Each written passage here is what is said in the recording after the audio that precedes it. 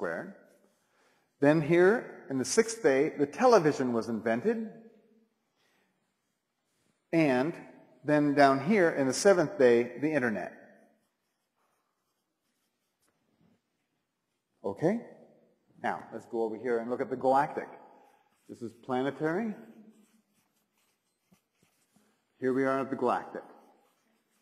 What are we going to see here? Well, in 1999, we saw Y2K, right? Then, during this first night, which was the very end of 99 into 2000, what we saw was the WFO riots, World Federation Organization, the consolidation of power was rebelled against during that period of time. There was, during the year of 2000, we had the display of polarity, that is, people in the streets backing away from the power organization. That's in the second night, 2001, we had 9/11. Pretty strong demonstration of the haves and have-nots. During the third day, which started in 2002, we had, also right here we had the financial collapse, the tech bubble burst right there. 2002, we had Enron. 2003, we have the rest of them. Plus, we have the scandal, let's just call it scandals,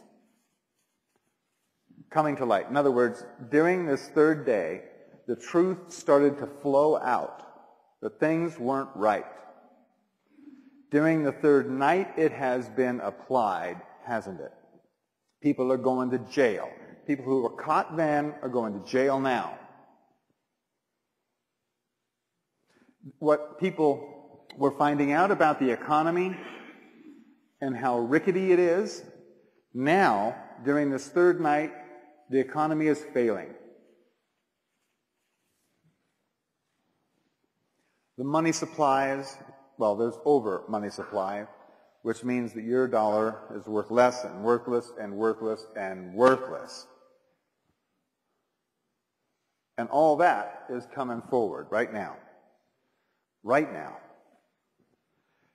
Preparing to sweep the field clear for the fourth day. Remember, the fourth day here, all this philosophy was developed here. Here, we got the ability to communicate freely and Tesla with his work in energy. What we're looking at right here is the exposure of free energy for everyone. This, during the fourth night, is when it will become applied worldwide. What is the discrepancy between the rich and the poor? How much power they have available. How much energy they have at their disposal. That is the only thing. Without enough energy available to everyone, you can manufacture lack of anything. You can manufacture a lack of water, of food, of transportation, easily, just by regulating the amount of energy they have. Here, that ends. In the fourth day, which is, it starts November 28th, 2005. Almost the end of 2005, November, is when that starts, and runs through 2006. Here we have 2007. I'll just write it that way. 2007 is the fifth day. Now here we had Jesus. Here we had E equals MC squared. Here, what do you suppose is going to happen? Don't you suppose maybe a blend of the two? The fact that you are divine and that everything is possible.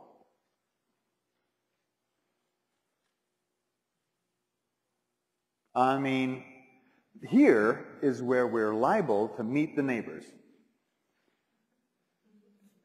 Extraterrestrials. Right there. 2007. We can't meet them face to face right now because we don't have an ethical consciousness, do we? We have a power consciousness. We shouldn't be out there. Can you see us out there in the galaxy right now? Earth #1, we'll kick your ass. You know, that's how we'd go at it. We'd be attacking everybody. We're under quarantine until we get over this power trip. Then we'll be able to meet the neighbors. And during this time, right here, by 2008, there will be the end of manufactured lack. Absolutely, there won't be any lack of anything. Because up here, during this period of time, we will have teleportation. You think we're kidding? I have an article right here about, I'm not going to read the whole thing, but there's a little article right here about spooky science. You guys read that in the paper? It was in your guys' paper. Spooky science offers promising step toward ultra-fast computers, but what they're talking about here is the ability to record the molecular data of an object or thing, or you, and then send that data instantly to another place and have it remanufactured at the other end. Beam me up, exactly. And they're moving right toward it. It's constant acceleration. So by this time, by 2007, we'll have teleportation, at least for objects. Of course, that'll put everybody out of a job.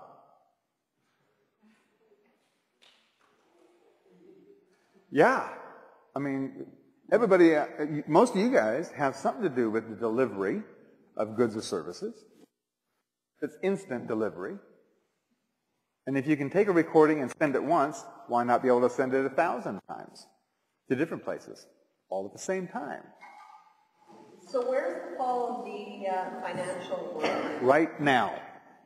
Now. This, third night. Right here. The question is, when is the falling of the financial world? Right now. The dollar and the Canadian dollar, the loonie and the toonies are absolutely worthless. They're worth nothing. They're not worth any, taking up space in your pocket. So what's going to replace it in the new world then? Only admiration. Yeah. Then, I'm going to go on just a little bit. 2009 will be a time of getting used to bliss. It's going to take some practice. We've been so involved in everything going wrong that we're going to have to get used to being able to create things going right. It's going to be like learning to walk or live all over again. And this all leads toward what we were talking about right here, October 28th, 2011.